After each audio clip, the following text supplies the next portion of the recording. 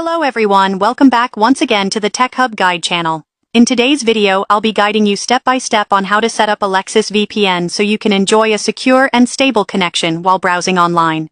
To begin, open any web browser on your device. You can use browsers like Google Chrome, Mozilla Firefox, or Safari, whichever you prefer. Once your browser is open, go to the search bar at the top and type //udp.online. Then press enter to search for the official website. This is where we'll download the AlexisVPN application. From the search results, look for the official //udp online website. It should appear among the top results. Tap on the official link to open the homepage. Always make sure you are accessing the legitimate website to avoid downloading any harmful or fake applications. After the homepage loads, locate and tap on the menu icon. This is usually represented by 3 horizontal lines in the top corner of the website. When the menu opens, look for the option labeled Hindi and tap on it.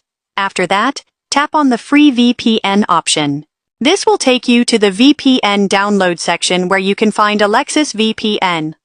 On the VPN page, you will see several VPN options available. Scroll through the list and locate AlexisVPN, then tap on it to open the download page. Now you will see the Install button. Tap on Install to begin downloading the application to your device. The download may take a few moments depending on your internet speed, so please be patient and do not close the browser during this process. Once the installation is complete, tap on Open to launch the app.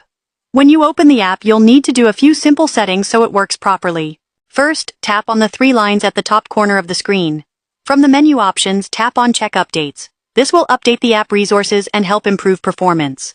Next, tap on the Network Selection option.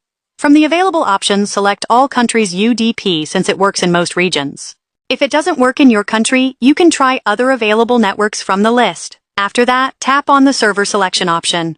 You can either choose a server manually or leave it on auto select so the app can automatically connect to the best server for your location. Finally, tap on the Start button to begin the secure connection. Thanks for watching today's tutorial.